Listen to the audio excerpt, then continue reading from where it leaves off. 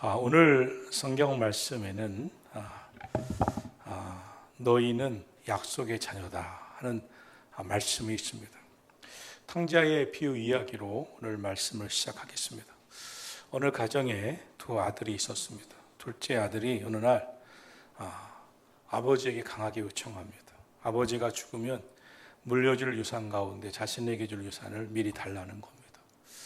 유산이라고 하는 것은 아버지가 줄 수도 있고 아버지가 다 쓰고 안 줄 수도 있는 것이고 돌아가시면 주는 것인데, 둘째 아들은 자신은 이제 집을 나가 혼자서 멀리 가서 살고 싶으니 미리 유산을 달라고 강력하게 요청을 합니다. 유산을 달라고 말했다는 것은 이 가정은 이제 어느 정도 부유한 가정이었을 것입니다. 왜냐하면 이제 일꾼도 종도 데리고 있었기 때문에 그렇습니다. 우리가 이 세상에 살면 누구나 다 부유한 집에, 또 넉넉한 집에, 종이 있는 집에, 일꾼이 많은 집에 태어나지는 않습니다. 그런데 이 아들은 운 좋게 일꾼도 있고 종도 있는 넉넉한 집에 태어난 것이겠죠. 만약에 어려운 집에 태어나면 일하면서 살아야 되고 고생하면서 살아야 되고 먹고 사는 것도 힘들었을 텐데, 이렇게 자기가 태어나서 어느 날 정신을 차리고 어느 만큼 나이가 들다 보니까 이 집에서 내가 유산도 챙길 수 있겠구나 하는 생각을 했을 것입니다. 이 둘째 아들은 강력하게 요청을 하고 아버지와 그날부터 실랑이를 벌이게 됩니다. 우리가 세상에 살면서 어려운 삶을 살 때는 먹고 사는 것도 감사합니다. 살아가는 존재가 되는 것도 감사합니다. 그런데 어느 날 자신이 꽤 괜찮은 집에, 넉넉한 집에 산다고 할 때 이 아들과 같은 마음을 가질 것입니다. 사랑하시는 성도 여러분, 누구나 다 이런 마음을 갖는 게 아닙니다. 사실 이 아버지가 이 둘째 아들과 벌이는 실랑이 속에서 얼마나 가슴이 아팠을까요? 참 정신 못 차렸구나, 이 아들. 자기가 요구를 다 하고 있구나. 그러나 둘째 아들이 유산을 달라고 하고 또 받은 유산을 갖고 먼 나라로 가서 자기는 마음껏 행복하게 살 거라고 하니 너무나 실랑이를 벌이다가 하는 수 없이 좁겠죠. 그런데 그 아들은 아버지께서 받은 유산을 가지고 정말 먼 나라로 가서 허랑방탕하게 삽니다. 그런데 허랑방탕하게 사는 그 삶에 얼마나 그 영원하겠습니까? 얼마 가지 못해서 전 재산을 탕진합니다. 거지 같은 삶을 삽니다. 그러다 어느 날 자신을 돌아보고 잘못을 뉘우칩니다. 아버지 집에는 일만 해도, 열심히 일만 하면 먹을 양식이 풍족해서 편히 사는 그런 종들도, 일꾼들도 많은데 자신은 이렇게 힘들게 종처럼 일을 해도 밥 먹고 살기도 힘들다는 그 현실이 너무나 안타깝고 드디어 이 세상을 알게 되었어요. 자기가 얼마나 잘못했는지. 아마 아버지는 이렇게 될 거라고 생각을 하고 아들에게 돈을 손해볼 것, 유산을 손해볼 것을 알면서도 주었겠죠. 이 아들이 무슨 그 돈으로 성공하겠어. 분명히 세상에 나가면 완전 실패하고 돈을 잃어버릴지언정 정신 차리고 돌아오는 날이 있겠지 하는 마음으로 유산을 줬을 거라고 생각합니다. 그런데 이 아들이 드디어 결심을 합니다. 아버지 집으로 돌아가자. 그런데 염치가 없으니 아들로 여겨달라고 말은 못하겠지. 종으로, 일꾼으로 여겨달라고 간청하자. 그렇게 한다면 받아주시겠지. 과거의 아들이었으니 이 일꾼으로, 종으로는 받아주시겠지. 그러면 먹고는 살겠지. 이렇게 아무리 애쓰고 수고해도 먹지도 못하고 배부르지도 못하고 고생만 하면서 이렇게 굶어 죽느니 집으로 돌아가자. 그렇게 해서 집으로 돌아옵니다. 그러나 아버지는 그래, 네가 네 소원대로, 네 말대로 종으로 쓰겠다, 일꾼으로 쓰겠다 하지 않으십니다. 환영합니다. 기다렸다는 듯이 기뻐하며 달려갑니다. 안아줍니다. 깨끗이 씻겨줍니다. 거짓골이 되어온 아들을 씻겨주고 좋은 옷을 입힙니다. 가락지도 끼워줍니다. 일꾼이 아니라, 종이 아니라 신분을 회복시켜 내 아들이 죽었다가 돌아왔다고 큰 잔치까지 벌려줍니다.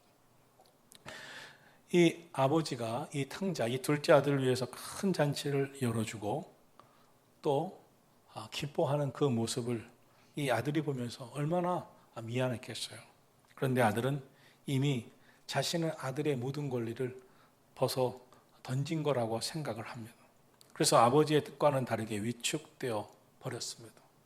하지만 아버지는 아니라고, 걱정하지 말라고, 너는 이미 내 아들이다, 이렇게 이야기를 합니다. 성경이 전하는 것은 이것이 하나님의 우리를 대하시는 모습이다라고 말씀합니다. 누구든지 언제든지 하나님 앞에 회개하면 어떤 죄를 지어서도 하나님은 우리를 하나님의 자녀로 삼으시고, 예수님을 믿기만 하면 하나님의 양자로, 아들로, 자녀로 여기시고 사랑해 주신다는 것이 성경의 말씀입니다. 그런데 이 둘째 아들 탕자가 돌아오고 잔치를 열어준 다음 날입니다. 다음 날의 이야기를 이렇게 꾸며보겠습니다. 다음 날 잠자리에서 일어난 탕자가 어제 일어난 수많은 일들을 생각하면서, 아무리 생각해도 자신은 잘못이 너무 크고 자신이 유산을 챙기고 가서 잃어버린 돈이, 재산의 이 손해가 너무나 크다는 것을 깨닫습니다. 아버지랑 싸우면서 집 나갔던 이야기 생각도 해봅니다. 그래서 자신은 도저히 아버지의 아들이 될 수 없다고 생각하고 가락지를 다 뺍니다. 새 옷을 다 벗습니다. 종의 옷을 입습니다. 일꾼들과 똑같이 마당에서 청소하며 아버지가 나타나자, 주인님 편히 주무셨습니까? 제가 오늘은 무슨 일을 할까요? 라고 한다면 아버지의 마음이 어떻겠어요?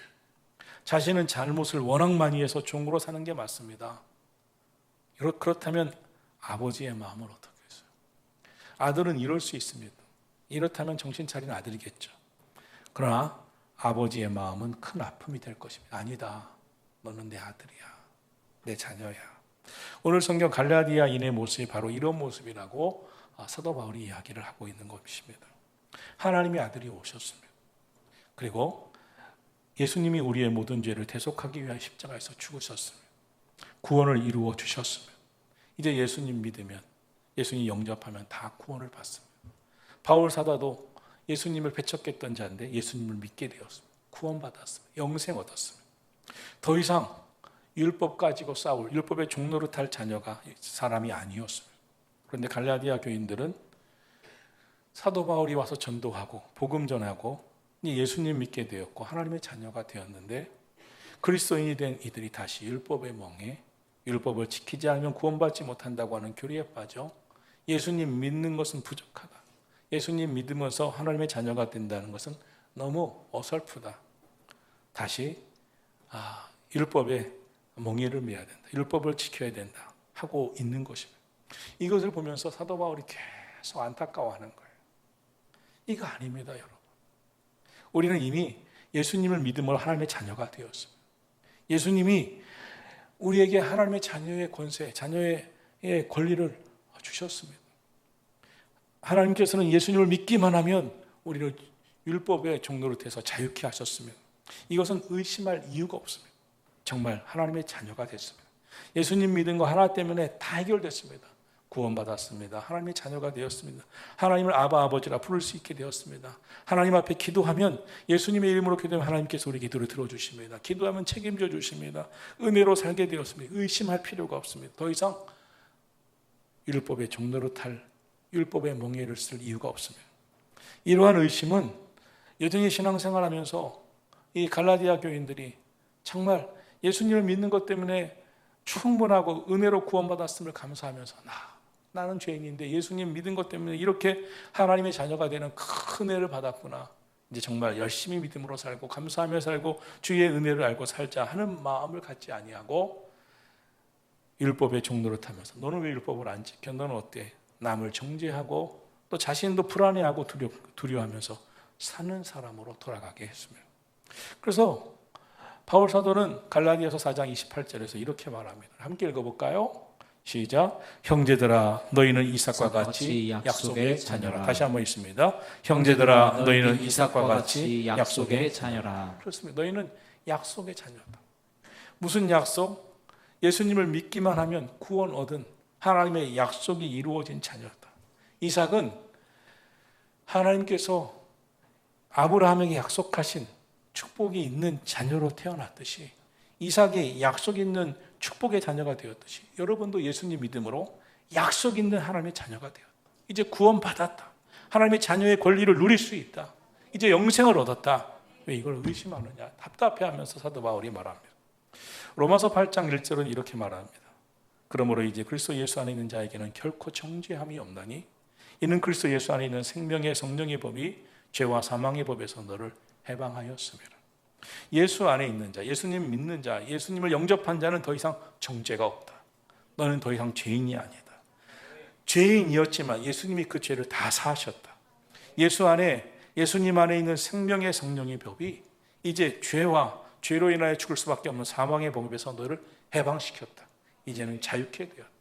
죄의 종노릇, 마귀의 종노릇, 이 죽음의 공포 속에서 살아갈 자가 아니라 죄의 삭선 사망이었고 그것을 피할 길 없었지만 이미 하나님께서 그 아들 예수님으로 말미암아 다 해결해 주셨고 예수님을 믿기만 하면 구원 얻게 하셨는데 너희는 예수님을 믿는 복음을 받아들였고 바울 사도가 전하는 복음을 받아들였기 때문에 예수님을 믿음으로 말미암아 예수님을 영접한 너희는 더 이상 정죄가 없다.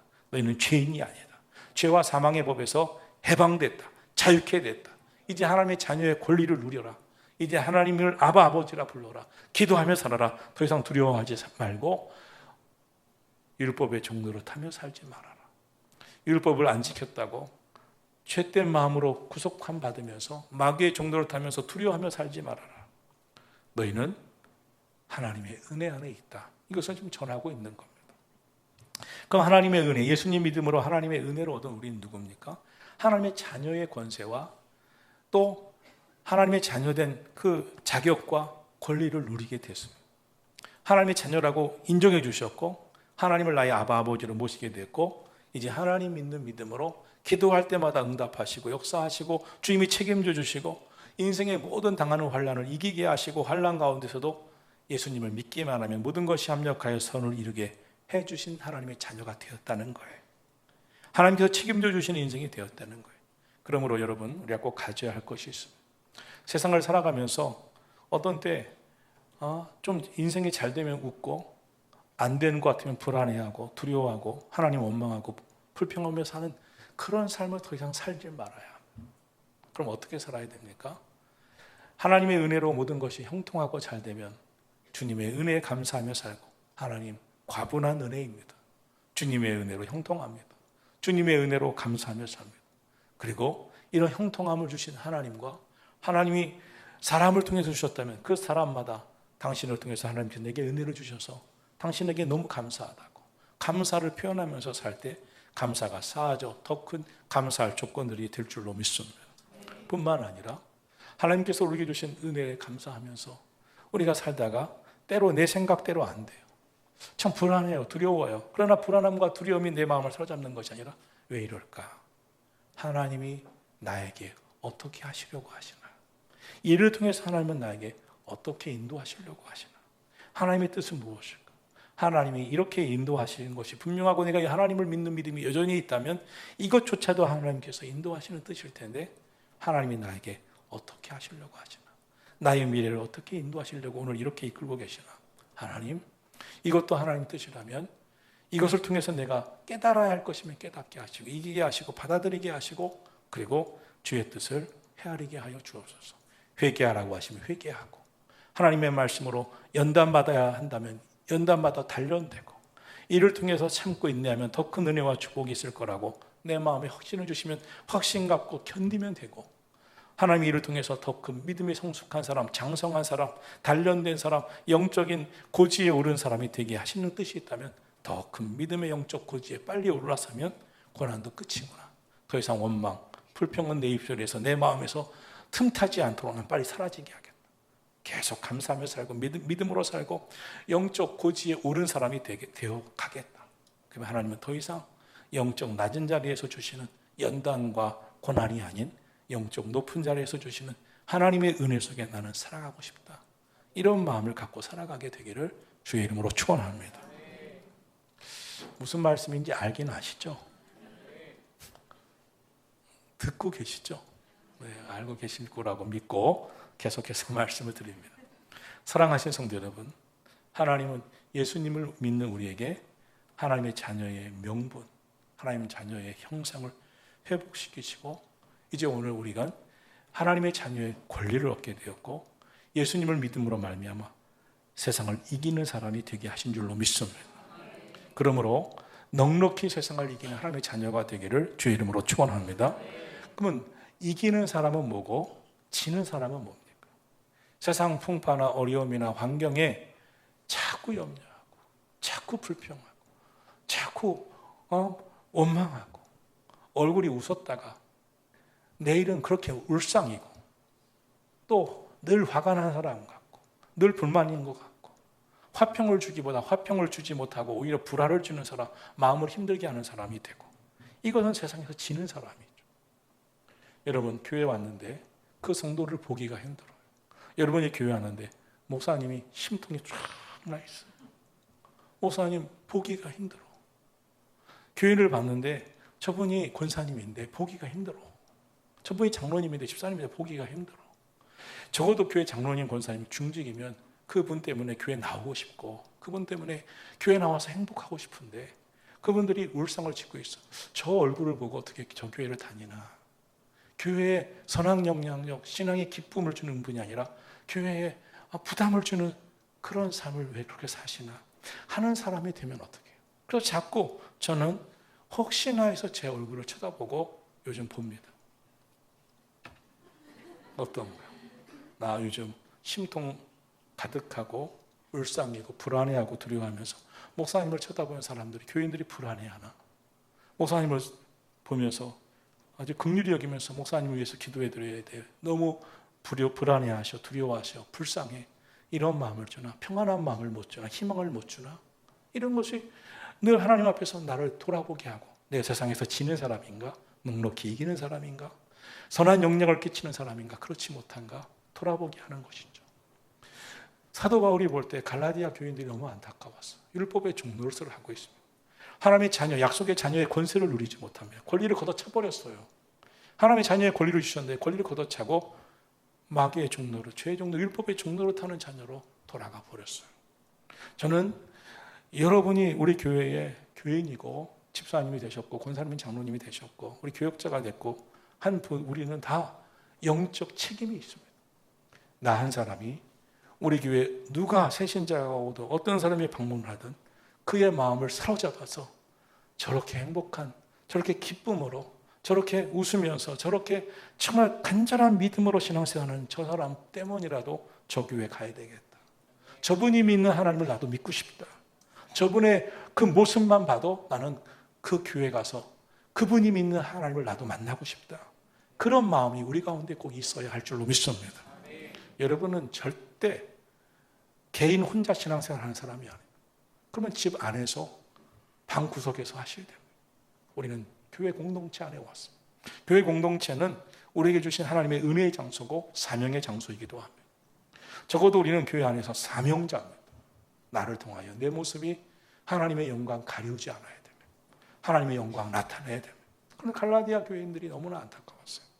여러분, 주 안에서 믿음으로 이기는 자가 꼭 되시고 여러분은 지는 자가 되지 마시기를, 흔들리는 자가 되지 마시기를 예수님의 이름으로 축복합니다.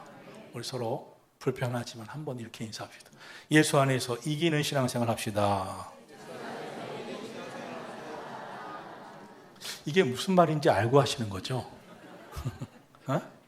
믿음으로 이기는 자가 되시기를 주의 이름으로 축원합니다. 또한 예수님을 믿음으로 우리가 하나님의 자녀가 되고 구원받은 영생 얻은 자가 됐을 뿐만 아니라 영적 사람이 되었습니다. 영의 사람이 되었다는 것은 성령 하나님께서 주시는 생각과 뜻을 따라 살게 되었고 성령 하나님이 주시는 뜻과 생각을 따라 살지 못하면 괴로운 인생, 성령 하나님께서 주시는 뜻과 생각을 따라 추구하며 살게 되는 그런 믿음으로 결단하며 사는 능력을 받은 자가 되었다는 것입니다. 물론 사도 바울이 고백했듯이 우리 안에는 또 다른 악한 죄의 법이 있어서 한 마음으로는 주님의 법을 따르고 한 마음으로는 자꾸 죄의 법 따르는 갈등은 있지만 결국 하나님의 자녀는 이기는 신앙생활을 하기 때문에 잠깐의 갈등은 있지만 결국은 믿음으로 승리하는 하나님의 자녀가 되어 성령 하나님의 생각을 품고 성령 하나님의 뜻을 따라 추구하며 살고 성령이 주시는 능력을 따라 살게 되게 하시는 줄로 믿습니다. 저는 지금 우리 교회 교육자들, 사역자들과 함께 사역을 합니다.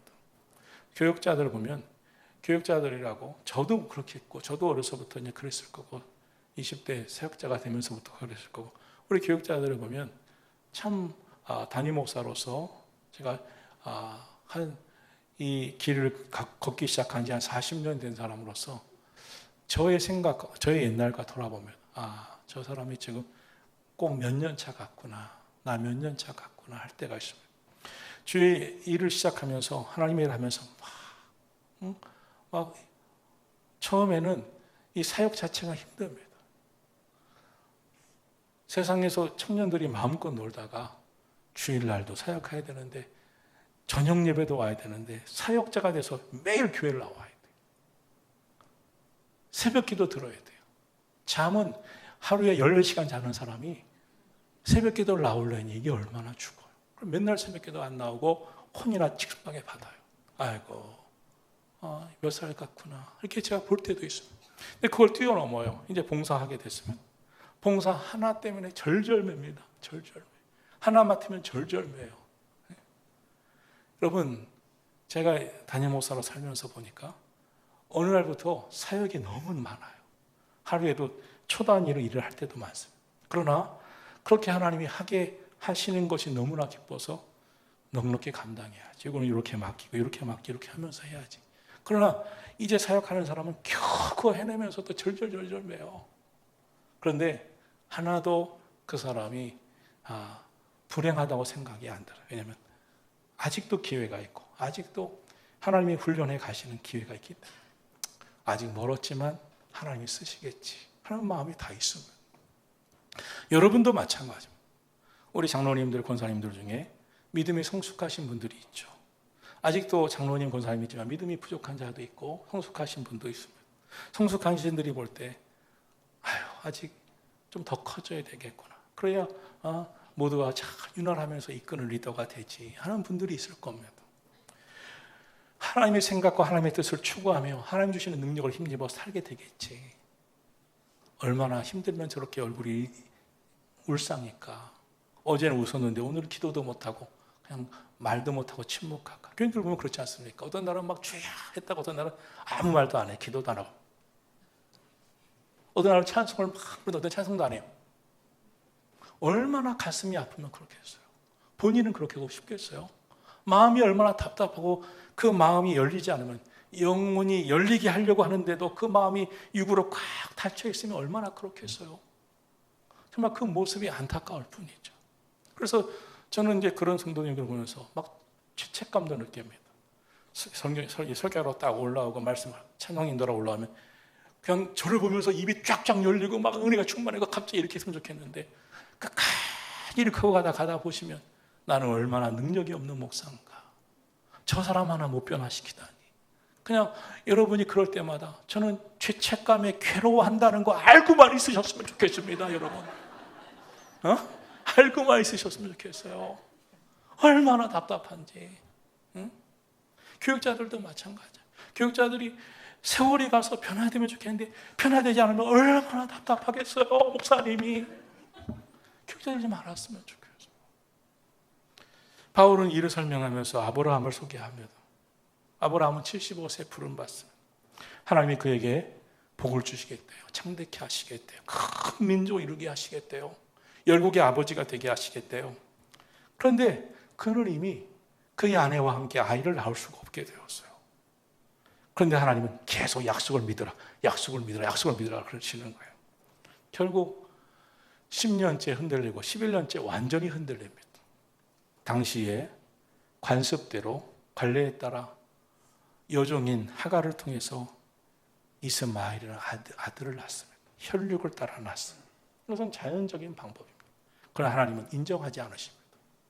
아브라함과 사라를 통해서만 약속의 자녀를 주시겠다는 게 드디어 아브라함 100세에 약속의 아들 이삭이 태어납니다.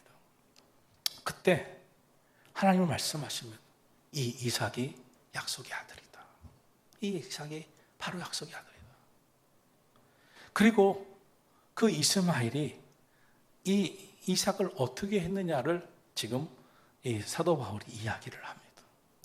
이 과거의 역사를 통해서 성경을 비추고 오늘 우리가 어떤 신앙을 갖고 살아야 할지를 말씀하고 있습니다. 한번 29절 30절 말씀 보겠습니다. 시작. 그러나 그때 이 육체를 따라 난 자가 성령을 따라 난 자를 박해한 것 같이 이제도 그러하도다. 그러나 성경이 무엇을 말하느냐? 여종과 그 아들을 내쫓으라. 여종의 아들이 자유 있는 여자의 아들과 더불어 유업을 얻지 못하리라 하였느니라. 아멘. 이 육체를 따라 난 이스마엘이 성령을 따라 난, 약속을 따라 난 이삭을 박해합니다. 그때 성경은 이렇게 말합니다. 사라가 못 견디죠.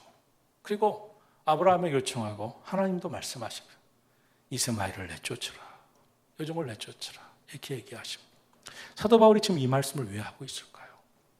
오늘 우리가 신앙생활하면서 하나님의 약속의 자녀가 됐는데 자꾸 율법으로 돌아간다는 겁니다. 우리 안에 있는 이스마엘, 율법을 따라 율법의 종로를 타고 죄의 종로를 타는 마음을 자꾸 내쫓아서 우리는 하나님의 자녀, 약속의 자녀, 하나님의 약속의 자녀라는 것을 깨닫고 성령 하나님 주시는 생각과 성령 하나님 주시는 뜻을 따라 살 하나님의 자녀인 것을 깨닫고 영적으로 이기는 자가 되라고 말씀하고 있는 거예요. 자꾸 누구 정죄하면서 살지 말라는 거예요. 마귀의 종로로, 죄의 종로로, 율법의 종로로 타며 살지 말라는 거예요. 율법의 종로로 탄 사람이 바리새인들이죠. 바리새인들의 삶의 특징은 사람들과 자기를 구별합니다. 너는 율법을 안 지켰으니까 죄인이다. 자꾸 정죄합니다. 신앙생활하면서 거듭난 약속의 자녀가 된 하나님의 자녀가 된 자의 특징은 뭐냐면 하나님 앞에서 자꾸 자신은 죄인이고 나 같은 죄인도 구원해 주시고 나 같은 죄인 때문에 예수님이 십자가에 지시고 나를 구원해 주신 은혜에 너무나 감사하며 살고 나 같은 죄인도 사랑해 주신 하나님이 나를 구원해 주셨으니 모든 사람을 섬기고 구원에 이끄는 사명을 받았다고 생각하면서 누구도 정죄하지 않는 겁니다. 그러나 율법의 자녀, 율법의 종로로 타는 교회, 율법의 종로로 타는 사람들의 특징이 있어요. 누구는 뭐가 어떻고 누구는 뭐가 어떻고 정죄하면서 살면 제가 꿈꾸는 교회는 정죄가 없는 교회입니다. 사랑이 있는 교회예요. 누구는 어떻다고 정죄하는 교회는 율법으로 다시 돌아가는 거예요. 율법으로 종로, 율법의 멍에를 쓰는 교회입니다. 우리는 주의 은혜로 살아가는 교회가 되기를 축원합니다. 성도들 중에는 못 미치는 사람이 있습니다. 장로님인데 권사님인데 못 미친다고 느끼는 분들도 있습니다. 장로님인데 권사님인데 저 정도밖에 봉사 못하나 저 정도밖에 못하나 그럴 수 있습니다. 그분의 마음은 얼마나 힘들겠어요. 그러면 약속의 자녀의 특징은 뭐냐면 기다리는 거예요. 그분은 얼마나 힘들까. 오히려 기도해드리자, 건면해드리자. 정죄가 아니라 나도 주님의 은혜로 구원받았으니 그분에게도 하나님의 큰 은혜가 임할 거라고 하는 소망을 비치고 힘드시죠? 하나님께서 더 큰 은혜 주실 줄 믿으세요. 하나님이 함께 하세요. 하나님이 축복해서 이렇게 우리는 고백하고 선포하며 살아가는 그런 소나목자교회 되기를 주의 이름으로 축원합니다. 여러분 우리 교회는 정죄하는 교회가 되지 않았으면 좋겠어요. 축복하는 교회, 희망을 외치는 교회. 우리 다 잘 될 거다고. 주님의 은혜 가운데 다 잘 될 거라고. 여러분 그런 교회, 그런 신앙생활을 하셔야 됩니다. 그리고 스스로는 엄격해야 됩니다. 나는 너무나 부족하구나. 그러니 내가 누구를 정죄하리요. 나부터 잘하자. 나부터 더 큰 영적 고지에 오르자. 나부터 더 큰 믿음의 삶을 살자. 정죄하는 사람의 특징은 결국 정죄에 빠져버립니다. 율법에 정죄하다 보면 자신도 그 멍에를 쥐고 말아요. 자신도 실패하고 말아요. 여러분 실패자가 되지 마시고 믿음으로 이기는 자가 되기를 주의 이름으로 축원합니다. 우리 이렇게 살았으면 좋겠습니다. 나는 예수님을 믿음으로 말미암아 하나님의 자녀가 되었다. 하나님의 자녀가 된 큰 은혜를 입은 자답게 정죄하지 말자. 하나님의 자녀가 된 큰 은혜를 입은 자답게 하나님의 자녀의 권리, 권세를 누리면서 믿음으로 이기며 살리라. 흔들리고 불안하고 두렵고 염려 많은 세상에서 하나님의 자녀의 특권과 사명을 감당하는 저와 여러분이 꼭 되기를 축원합니다. 그러기에 첫째 하나님의 도우심을 믿으세요. 믿음으로 승리하는 자가 되세요. 하나님이 도와주신다. 하나님 나의 아바 아버지다. 우리 믿음으로 살아가기를 축원합니다. 하나님의 뜻을 깨닫고 주님의 능력을 힘입어 살아가기를 축원합니다.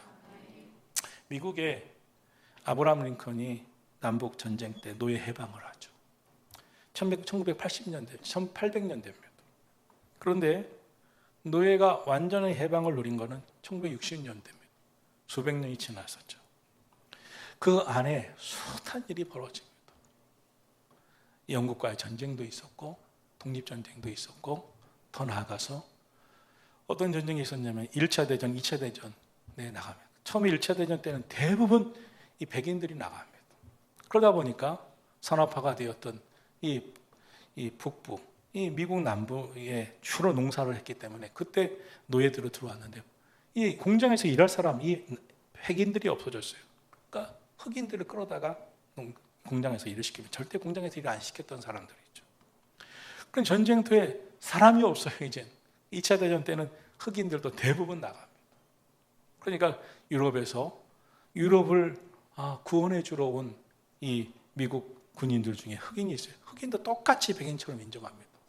그러다 보니까 이 유럽 백인들이 자기를 아주 똑같은 자유자로 인정해 주니까 얼마나 좋았겠어요. 그러나 미국의 현실은 그렇지 않았습니다. 그래서 1960년대에 우리가 아는 마틴 루터킹 목사가 꿈이 있다고 외치고 그러지 않습니까? 역사적으로 그렇게 긴 세월이 이루어지고 투쟁하면서 그 노예에서 완전한 해방을 누리고 자유를 얻게 됩니다. 그것이 흑인들에게 너무 큰 아픔이 돼요.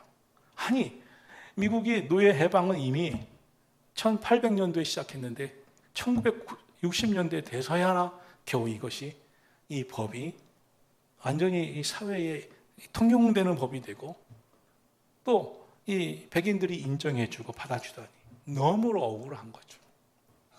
그런데 우리에게도 우리 주님이 보실 때 너무 우리를 볼 때 안타까움이 있어요.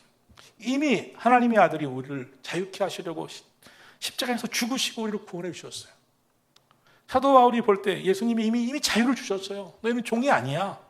그런데 자꾸 과거로 이 종의 멍에를 메고 자꾸 이 노예처럼 이 율법의 노예처럼 살고 있는 것이 안타까운 겁니다. 여러분, 우리는 하나님의 자녀, 자유함을 얻은 하나님의 자녀라는 사실을 꼭 기억하기를 축원합니다. 하나님이 우리를 보시면서 오늘도 우리 신앙생활 하시는 우리를 보면서 참 잘한다고, 믿음 생활 잘한다.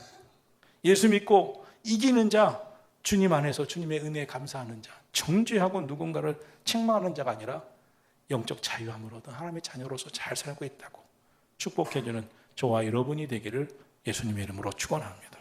여러분, 우리는 하나님의 자녀입니다. 약속의 자녀입니다. 기도하겠습니다.